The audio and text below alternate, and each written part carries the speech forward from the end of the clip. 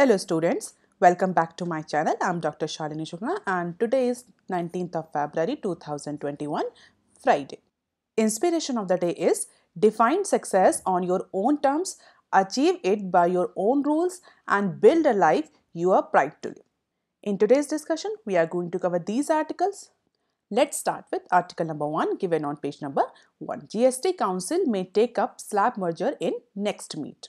So after the recommendation of 15th Finance Commission for rationalization of GST tax slabs, GST Council has decided to merge the few tax slabs in order to rationalize the GST regime, in order to remove the complexities and duplicacy of procedure. So the next GST Council meeting that is going to be held on March is likely to take up the rationalization of tax rates and trying to merge the multiple tax slabs so that revenue neutral model can be achieved, and this particular step will make this indirect taxation system more simpler.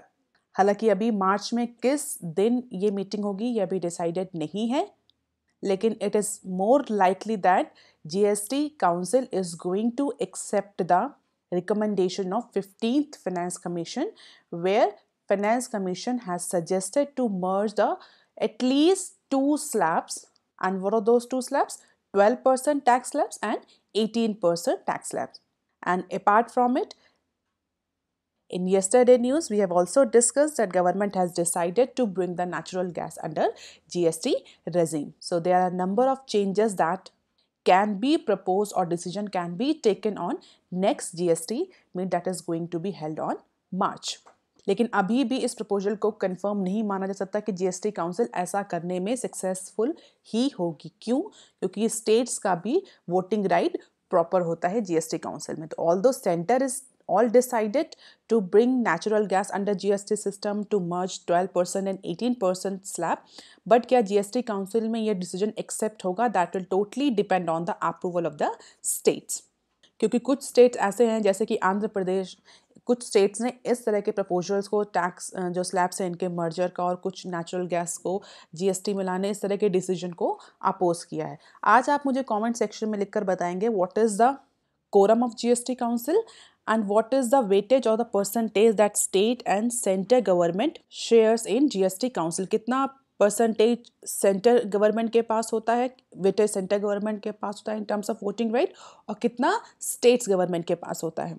I will give you a little bit hint here that states government have more weightage in terms of percentage in voting right. तो states government के पास ज़्यादा percentage ज़्यादा share होता है voting right का. That is Y GST council में अगर कोई भी डिसीजन पास होना है तो अप्रॉक्सीमेटली 50% स्टेट्स को एग्री करना होगा ऑन दैट प्रपोजल. ऑल्दो कुछ स्टेट्स ऐसे हैं जो कि इस पर्टिकुलर डिसीजन पर एग्री नहीं कर रहे हैं, तो क्या ये स्लैब मर्जर होगा या नेचुरल गैस को जीएसटी के सिस्टम के अंदर ला पाएगी central government? That all will depend on the next GST meet. Recently 15th finance commission ने जीएसटी सिस्टम को रैशनलाइज करने के लिए इंडिया में बहुत सारे की सजेशंस दिए हैं, जिसमें जो सबसे ज़्यादा डिस्कस सजेशन रहा है वो ये रहा है 12% और 18% के स्लैब को मर्ज करना.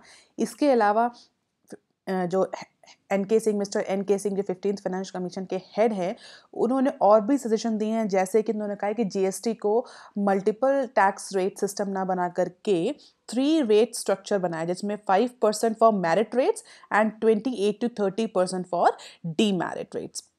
ऑल्दो बहुत सारे सजेशन तो 15th फाइनेंस कमीशन के नहीं एक्सेप्ट होंगे, but as per the people aware about the matter that government is considering 12 and 18% tax slab merger on high priority.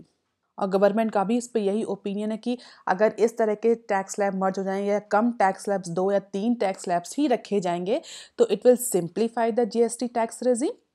On the other hand, it has a potential to increase the GST revenue collection. तो governments को भी फायदा होगा, state government, central government, क्योंकि GST revenue collection increase होगा. On the other hand जो investors हैं, businessman हैं, उनको फ़ायदा होगा कि उनको टैक्स फाइलिंग सिस्टम उनके लिए और ज़्यादा आसान हो जाएगा। अगर हम बहुत सारे काउंटर पार्ट कंट्रीज़ की बात करें जहाँ पर जीएसटी सिस्टम ऑलरेडी एप्लीकेबल है, तो आप वहाँ देखेंगे कि वहाँ सिंगल स्लैब है जीएसटी का केवल एक ही स्लैब है। There is no multiple slabs for GST और इनडायरेक्ट टैक्सेशन सिस्टम। तो इंडिया में ऐसा क्यों मल्टीपल टैक्स या कई सारे 4 से 5 स्लैब्स रखे गए अंडर जीएसटी को 0%, 5%, 12%, 8%, 18%? Why these all slabs has been actually formulated in case of India? अगर जीएसटी की बात करें तो जीएसटी का मेन पर्पस था ही यही कि बहुत सारे जो कैस्केडिंग इफेक्ट हैं टैक्सेशन सिस्टम में उनको रिमूव करना, टैक्सेशन फाइलिंग को ईजी बना देना, सिंपल बना देना। लेकिन कई सारे एक्सपर्ट्स का ये कहना है कि इंडिया ने जितने भी ये जो 5 स्लैब्स 4 स्लैब्स फॉलो किए, कुछ लोग 0% को स्लैब नहीं मानते, तो उसके अकॉर्डिंग अगर उन ये 4-5 स्लैब्स को माने तो जीएसटी सिस्टम और ज़्यादा कॉम्प्लिकेटेड है। There are number of research papers available on net that you can go through where experts and researchers have opined that the taxation system, indirect taxation system, especially GST in India, is complex than their counterpart nation's indirect tax system. तो इसीलिए अब जो 15th finance commission उसकी भी recommendation आई थी कि it is a now high time India has properly adopted the GST system. Now government go for rationalization of this indirect taxation system by taking few measures. और अगर अभी pandemic की बात करें तो इस पैंडेमिक में हम सभी को पता है जीएसटी रिवेन्यू कलेक्शन बहुत ज़्यादा फॉल किया था, जिसकी वजह से सेंटर और स्टेट गवर्नमेंट के बीच में रिवेन्यू डिस्ट्रीब्यूशन को लेकर के बहुत ज़्यादा इश्यूज़ हुए थे। हमने इश्यूज़ डिस्कस भी किए थे कई सारे न्यूज़ आर्टिकल के डिस्कशन में। लेकिन अब दिसंबर के बाद से जो जीएसटी रिवेन्यू कलेक्शन है वो प्री पैंडेमिक स्टेज पर आना शुरू हो गया। जैसे कि अगर हम दिसंबर मंथ की बात करें तो दिसंबर में GST revenue collection approximately 1.15 trillion हुआ था, जो जनवरी में इंक्रीज होकर 1.19 ट्रिलियन हो गया। It means now economy is started recovering, indirect taxation filing has been started and GST revenue collection, direct or indirect tax collection, has been again started to getting pick up. तो economy recover कर रही है, GST revenue collection फिर से increase हो रहा है। तो now government is trying to improve this system, bring more uniformity, more simplicity, remove more complexity and make the revenue collection better. तो आगे आने वाली जो मार्च की मीटिंग है इसमें पॉसिबल जो डिस्कशन के पॉइंट्स रहेंगे वो यही रहेंगे, रैशनलाइजेशन करना है। कुछ ऐसे आर्टिकल्स हैं जो कि जीएसटी के सिस्टम में पहले नहीं आते थे, अब उनको जीएसटी के सिस्टम में लाना, जैसे कि natural gas and ETF under GST. Textile, footwear और फर्टिलाइज़र के केस में कुछ इनवर्ड ड्यूटी स्ट्रक्चर में कुछ लूप होल्स हैं, उनको करेक्ट करना है। मे बी स्लैब्स के रेट में रिवीजन हो, इस तरह के कई सारे जो पॉइंट हैं वो डिस्कस किए जाएंगे। अगर हम करंट जीएसटी टैक्स स्लैब्स की बात करें तो 5%, 12%, 18% एंड 28%। अगर 0% को टैक्स स्लैब ना माना जाए तो अप्रॉक्सीमेटली 4 टैक्स स्लैब्स हैं अंडर जीएसटी सिस्टम। इसके अलावा भी गोल्ड को एक अलग तरीके से टैक्स किया जाता है। गोल्ड केवल 3% जीएसटी अट्रैक्ट करता है। इसके अलावा जो डीमेरिट गुड्स हैं, लग्जरी आइटम्स हैं, कार्स हैं, एलिनेटेड ड्रिंक्स होते हैं, जो कोल्ड ड्रिंक्स, जो सॉफ्ट ड्रिंक्स होते हैं, उन पर एक एक्स्ट्रा सेस कलेक्ट किया जाता है। तो इस तरह के बहुत सारे प्रोविजन से जीएसटी जो है वो बहुत ज़्यादा कॉम्प्लेक्स हो गया। तो जो वेरी पर्पस जीएसटी का था कि टू ब्रिंग सिंप्लिसिटी, वो कहीं ना कहीं हॉल्ट हो रहा है। That is why now government is on the toe to make it more simplify and remove the complexities. अब देख लेते हैं article number 2 given on page number 6, inflation target band up for review, Sitharaman. Finally, India's inflation target band, that is from 2 to 6%, is up for review as a 5-year term for the Monetary Policy Committee. Inflation targeting framework draws a close, as per our Finance Minister Nirmala Sitharaman said on Thursday. तो finally India का जो inflation target था, India का inflation target means जो monetary policy committee का जो inflation target framework था, जिसमें मैंडेट था कि मॉनेटरी पॉलिसी कमेटी एमपीसी को 2 से 6% की रेंज तक इन्फ्लेशन को मेंटेन करना है। 2 से 6% मीन्स 2% से नीचे नहीं, 6% से ऊपर नहीं।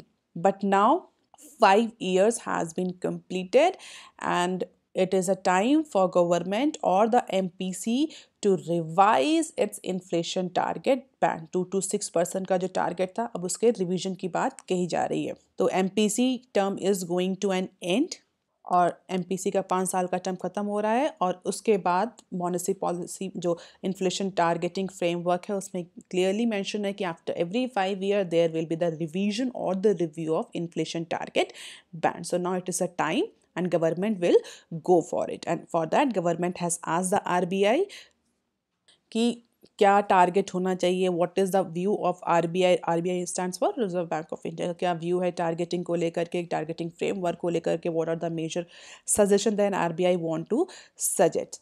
And apart from this inflation target band of 2 to 6%, government is also seeking a center bank suggestion on the CPI basket. CPI basket means consumer price index basket. और government का ये भी कहना है क्या CPI basket को भी review करने की ज़रूरत है क्योंकि it's been high time that CPI basket has not been modified. What is CPI basket? Consumer Price Index is basically indexing system है.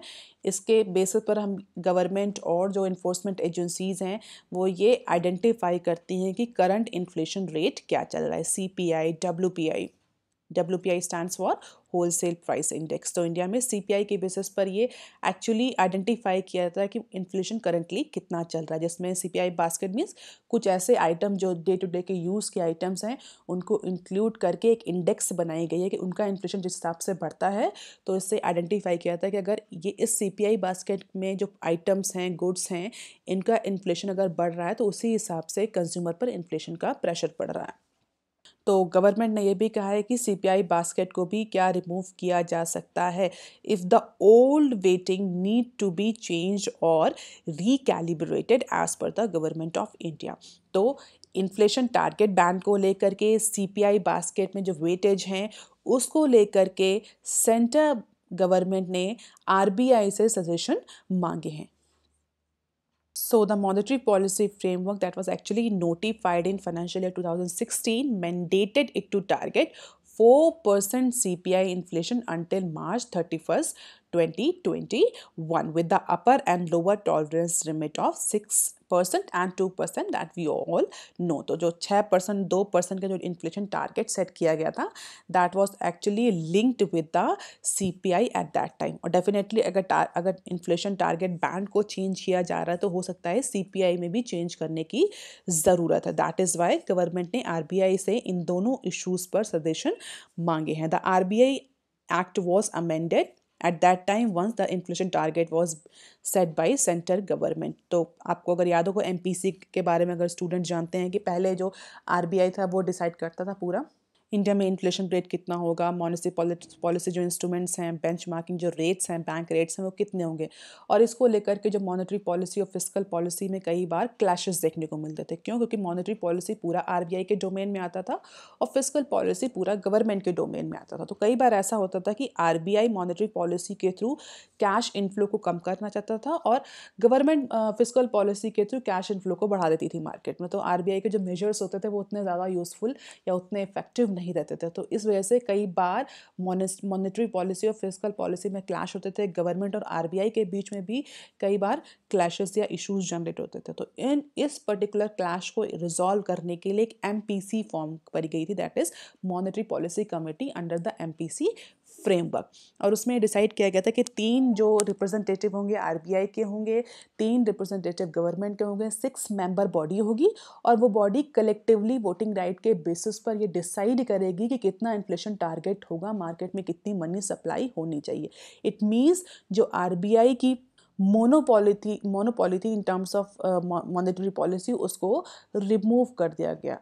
तो इसके बाद monetary policy committee voting right के बेसिस पर बैठ के डिसीजन लेते थे कि आगे आने वाले टाइम में कितना इन्फ्लेशन टारगेट रखा जाएगा. जो बेसिक रेंज डिसाइड करी गई थी वो 2 से 6% की डिसाइड करी गई थी. MPC जितने भी मॉनेटरी पॉलिसी इंस्ट्रूमेंट से, बैंक रेट से, बेंचमार्क रेट से, उन सब का भी डिसीजन वोटिंग राइट के बेसिस पर होती थी. Although time to time monetary policy committee में बहुत सारे चेंजेस आते थे. पहले विटो पावर दी गई थी चेयरमैन को. चेयरमैन कौन होता था मॉनेटरी पॉलिसी का? That is the governor of RBI. Later on veto power ले ली गई। इस तरह के कई सारे माइनर चेंजेस होते रहे, बट 2016 में जो MPC फ्रेमवर्क आया था उसके बाद उसका जो टेन्योर था वो मार्च 31 2021 तक था, और उसके बाद ये प्रोविजन था कि इन्फ्लेशन टारगेट बैंड रिवाइज होंगे as per that contemporary situations. Now it is a time that MPC has to revise, or government has to review the inflation target, whether 2 to 6% target is good, or as per the GDP or the growth status of India this target has to be increased. Why? Because मैं बहुत ज़्यादा deep में नहीं जाऊँगी, बस इतना बताऊँगी कि कई बार ऐसा होता है inflation is a good indicator of economic growth. क्या रिलेशन होता है, क्या कनेक्शन होता है, that we will discuss some other time. लेकिन अगर लो इन्फ्लेशन कंटिन्यूसली है किसी भी इकॉनमी में तो that is not considered as a good indicator, और एक कहता है कि इकॉनमी ग्रो नहीं कर रही इसीलिए इन्फ्लेशन नहीं बढ़ रही। And this is the trajectory of CPI rate in India since Jan 21। तो कोविड-19 के ड्यूरेशन में CPI में बहुत ज़्यादा चेंजेस देखने को मिले, जितना चेंजेस हमें WPI में देखने को मिले थे। ऑल्दो इन्फ्लेशन उस समय बहुत बड़ा था, CPI 9% से ऊपर पहुंच गया था। So this is the trajectory year on year basis changes in terms of CPI. CPI stands for Consumer Price Index. अगर आपको इन्फ्लेशन के बारे में थोड़ा और जानना है तो there is a separate video in described section. You can go through it. अब देख लेते हैं article number 3 given on page number 6. LLPs to disclose beneficial ownership. So now limited liability partnership firm will have to follow a stricter compliance regime. Why? Because Ministry of Corporate Affairs is going to plan or is planning to extend the various provisions of the Companies Act, especially for LLP firms. LLP stands for Limited Liability Partnership. तो आज आप मुझे comment section में लिखकर बताएंगे what are actually LLPs, limited liability partnerships या limited liability firms क्या होती हैं। अब न्यूज़ में आते हैं। Basically ministry of corporate affairs ने ये डिसाइड किया है that they are going to revise the compliance regime for limited liability partnership firm, और उन्हें और ज़्यादा स्ट्रिक्टर बनाने की बात हो रही है। तो a notification on the MCA website advertise LLPs to take a note of the modification that are likely to be made soon for appropriate action. और क्या नोटिफिकेशन है, क्या मेजर चेंजेस हैं, क्या मेजर कॉम्प्लायंस रेजीम में जो changes ministry of corporate affair ने recommend किए हैं। One of the important change that Ministry of Corporate Affairs has suggested or recommended is the extension of Section 19 of the Companies Act. तो Section 90 modify किया है companies act का, और इस modification के बाद अब जितनी भी LLP फर्म्स हैं, लिमिटेड लाइबिलिटी पार्टनरशिप फर्म्स हैं, they all will have to disclose a significant beneficial ownership. उन्हें अपने वेबसाइट पर या अपनी एनुअल रिपोर्ट में डिस्क्लोजर करना होगा कि उनके कितने बेनिफिशियल ओनर हैं, what are the beneficial ownership percentage under that LLP। और बेनिफिशियल ओनरशिप को लेकर के गवर्नमेंट इज़ वेरी स्ट्रिक्ट और ministry of corporate affair is very strict. अगर आपको याद हो तो कोविड-19 के ड्यूरेशन में भी कंपनीज़ को ये बोला गया था, स्पेशली वो कंपनीज जो कि जिन पर बाहर का पैसा लग रहा था, जब बाहर से जो FDI इनफ्लो के थ्रू आई कंपनी जनरेट हुई थी, वेंचर कैपिटल फर्म्स जो थी बेसिकली इन्वेस्ट कर रही थी, जो वेंचर कैपिटल से पैसा ले रही थी, उन फर्म्स को भी डिस्क्लोज करना पड़ेगा, या जो पैसा बाहर से आ रहा है उनको भी बताना पड़ेगा कि उस पर्टिकुलर पैसे का एक्चुअल ओनर कौन है, who is the real beneficiary of that particular investment. जो इन्वेस्टमेंट बाहर से आ रहा है उसका एक्चुअल ओनर क्या है। 5% तक के ओनर्स का डिस्क्लोजर की बात कही गई थी in order to identify the real investment from China. जैसे चाइना के जो इन्वेस्टमेंट है, चाइना की जो एंट्री है, उसको कर्ब किया जा सके। बेसिकली होता है क्या, जो इंडिया में स्टार्टअप्स होते हैं उनमें बहुत सारे चाइनीज़ वेंचर कैपिटल फर्म्स जो हैं वो इन्वेस्ट करती हैं, later on they take over that Indian startup, जिससे कि इंडियन मार्केट में चाइना की डोमिनेंस बढ़ रही थी। तो इसीलिए बेनिफिशियल ओनरशिप के डिस्क्लोजर को लेकर के गवर्नमेंट ने स्ट्रिक्ट नॉर्म लाए थे। अब वही बेनिफिशियल ओनरशिप LLPs के लिए भी एप्लीकेबल है। Now LLPs have to disclose कि उनके सिग्निफिकेंट बेनिफिशियल ओनर कौन है। बेनिफिशियल ओनर मतलब कि LLPs के जो इन्वेस्टमेंट से, बिजनेस से एक्चुअली किसको फ़ायदा हो रहा, who is actually taking the benefit और the profit of that operations. Apart from this disclosure, the rules for disqualification of directors for non-filing of annual returns for any 3 consecutive years will also be made applicable for LLBs. तो जो LLBs के directors हैं, if they are not filing the annual returns consequently for 3 years, then directors will be disqualified for being on that position. Apart from it जो directors हैं उनके लिए भी limit लगा दी गई है. Earlier there was no curb on the number of LLP a person could be appointed a designated partner. जो डायरेक्टर्स होते हैं, पार्टनर्स होते हैं LLP, अभी तक कोई भी लिमिट नहीं थी, कोई भी पर्सन कितनी भी LLPs में पार्टनर हो सकता था. But now MCA is planning to impose a limit on the maximum number of a such position a person can hold. तो MCA अब इस चीज़ पर कंट्रोल करने जा रही है कि एक पर्सन ज़्यादा से ज़्यादा 3 या 4 या 5 जितने भी नंबर होंगे केवल उतने ही LLPs में पार्टनर हो सकता है. ऐसा नहीं कि कोई भी इंडिविजुअल चाहे जितनी भी LLP फॉर्म्स में पार्टनरशिप ले ले. And a similar law under sections 165 of the Companies Act says no person can hold office of a director in more than 20 companies at a time. तो कंपनी के लिए already था कि भाई एक जो इंडिविजुअल है वो 20 से ज़्यादा कंपनी में एक टाइम में डायरेक्टर नहीं हो सकता. बट LLPs के पार्टनर के लिए ऐसा कोई भी क्लॉज नहीं था. But now MCA is all decided to impose such limit. तो डिस्क्लोजर को लेकर के, डिस्क्वालिफिकेशन को लेकर के, डेजिग्नेटेड पार्टनर्स को लेकर के, ऑल 3Ds को लेकर के ministry of corporate affair is more stricter. And apart from it, the overall of LLP Act also on the court around 20 clauses to be decriminalized, procedural violence to have no imprisonments, penalties to be rationalized and fixed instead of range center will also allow LLPs to issue NCDs. तो इस तरह का कुछ और easier भी कुछ norms का कुछ decriminalization कुछ clause का भी करने जा रही, but still government is tight on disclosure, disqualification and designated partner numbers. अब देख लेते हैं some other news clips. Piramal Group gets RBI note for DHFL buy. So finally RBI has given note to Piramal Group in order to buy the DHFL, जिसको लेकर कई time से race चल रही थी. कई सारे जो फॉरेन कंपनीज हैं उन्होंने भी पार्टिसिपेट किया था. They were also very keen to buy the DHFL, but finally Piramal Group has won the deal and plan to merge it with its financial services business. अभी तक RBI की note नहीं थी, but finally RBI has given the note to Piramal for 34,250 crore acquisition of Diwan Housing Finance Corporation, that is DHFL. जितने भी lender थे DHFL के, they will now get 34,250 crore including rupees 14,700 crore in upfront cash. तो जो भी loan debt laden DHFL थी, finally it's going to merge with Piramal Group. अब देख लेते हैं next clip. Top gear makers में warm up to centre's telecom PLI scheme. तो कल हमने सेंटर की नई टेलीकॉम PLI स्कीम के बारे में डिस्कशन किया था. आज की न्यूज़ में बताया गया कि बहुत important leading telecom equipment manufacturing companies हैं, they might be interested in government's production linked scheme.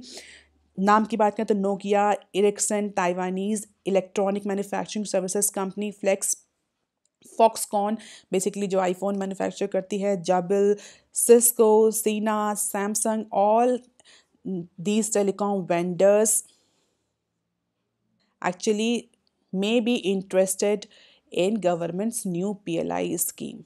And we all know that under this PLI scheme, the companies will enjoy approximately 4 to 6% incentive annually across the 5 years on their production value in India, provided that they make the incremental or the threshold investment as we have discussed.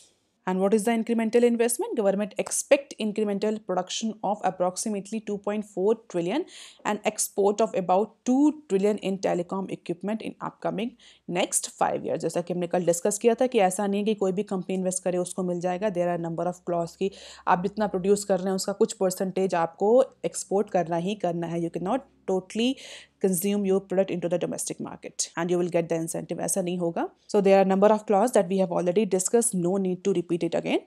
And apart from this news, Apple plans to make iPad in India. So Apple Inc.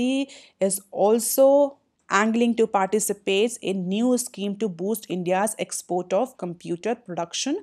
Part of what government and industry sources says are planned to bring iPad tablet manufacturing to South Asia country.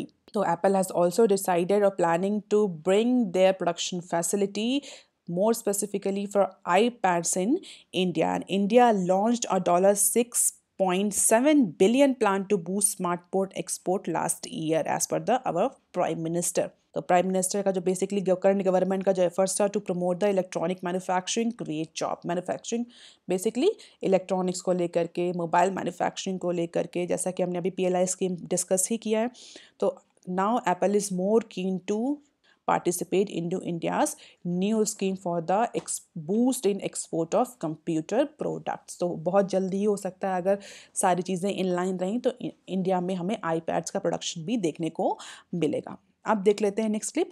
Green policy flip flop spook foreign investors. The foreign investors are actually very nervous about India's green policy. Why? There are number of merger acquisitions deals are actually stuck because of this green policy or environmental policy of India. So foreign investors are actually so much nervous.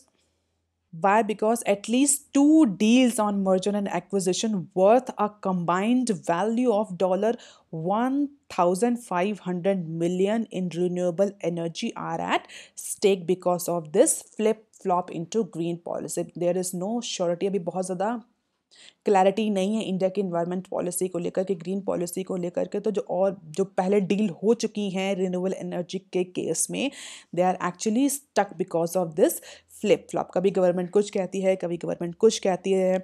तो policy volatility centre state differences lack of power contract, the incapability of states to pay for renewable power, all these are the major reasons and because of this number of acquisition merger deals are actually pending और जिसकी वजह से foreign investors जो हैं उनको बहुत ज़्यादा नुकसान हो रहा है. और इसी को लेकर के जो ministry of new and renewable energy है उसने एक मीटिंग कंसल्टेटिव मीटिंग कॉल करी है between the state government the key investors more specifically sovereign fund like Abu Dhabi investment authority Singapore GIC. और उस मीटिंग में डिसाइड हुआ कि what are the problems they are actually facing what hurdles the state governments are actually imposing. क्या उसका solution हो सकता है जिससे कि जो ये एक्चुअली डील जो स्टक हुई इतने ज़्यादा हाई वैल्यू की ये डील एक्चुअली एग्जीक्यूट हो सके. स्टेट्स ऐसा नहीं कि किसी की इसमें एक तरफ फॉल्ट है. स्टेट्स के अपने पॉइंट ऑफ व्यू है सेंटर का अपना पॉइंट ऑफ व्यू इन्वेस्टर्स का अपना point of view and for that consultative meeting has been scheduled. अब देख लेते हैं next clip. PSUs going big on bond markets even as G securities find new takers. So public sector enterprises have stepped up their borrowings from the bond market and are raising money at a rate cheaper than what the states are getting for their funds for. And it's a quite mockery situation where जो PSUs हैं PSUs are actually getting fund cheaper than the state governments are getting for. So on Wednesday, the National Highway Authority of India, that is NHAI, priced its 19 years bond at 7.1%, and by this fundraising process is raised approximately 6,000 crore, and some states are raising 10 years money at this rate. और कुछ state government ने तो 10 साल के जो bonds हैं उनको 7.1% के रेट से फंड रेज किया था एज पर द और that particular fund raising process was conducted by RBI. So in the government bond market space, yield have started climbing rapidly. 10-year-old bonds actually yield close to 6.13% after hitting the below 6% into the last week on RBI's open market operation.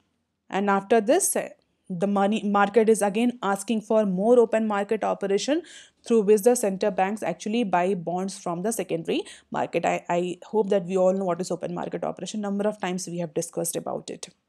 And in all these really the public sector banks have also become very active in raising the additional tier 1 bond. Banks like Bank of Maharashtra, Canara, Union Bank, Bank of India, Bank of Baroda, Punjab National Bank all have raised the bond recently around 8% coupon. The banks have been asked by RBI to raise the funds from the market to take care of their bad loans. We have discussed about that news जिसमें RBI ने centre bank ने बहुत सारे commercial banks को direct किया था कि वो टियर 1 कैपिटल को इंक्रीज करें फंड रेज करें in order to take care of their bad loans and NPAs so that they can lend further. तो उसी के लाइन में public sector banks हैं, PSUs हैं, they all are going for bond markets.